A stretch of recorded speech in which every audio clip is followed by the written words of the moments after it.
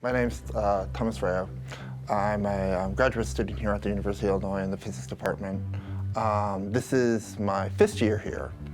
I work on a neutron electric dipole moment experiment with Professor Doug Beck. So the neutron EDM experiment, or neutron electric dipole moment experiment, wants to ultimately either measure or set a new upper bound on the value of the neutron's electric dipole moment. And this is interesting because the neutron's electric dipole moment is a sensitive probe to physics outside of the standard model, your basic physics theory. Because there's a huge difference between what the standard model says the value should be and what various other theories like supersymmetry might say.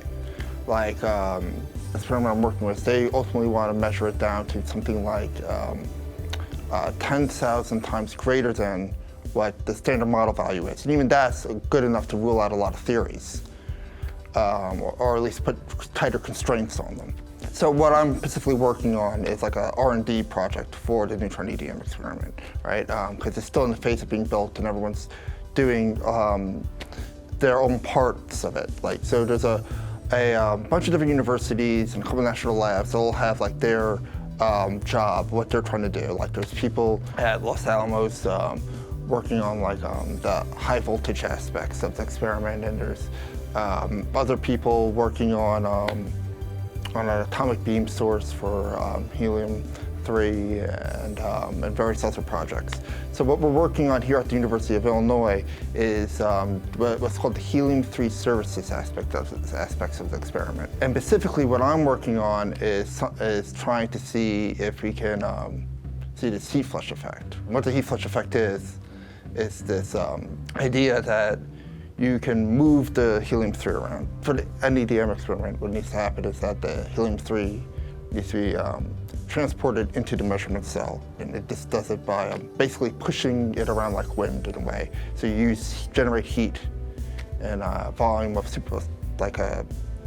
one volume, and then you can transport to a different volume through a tube, but generating heat at one end, and that pushes the helium-3 down the tube. The valves I mentioned that we actually made here at the University of Illinois and at MPL.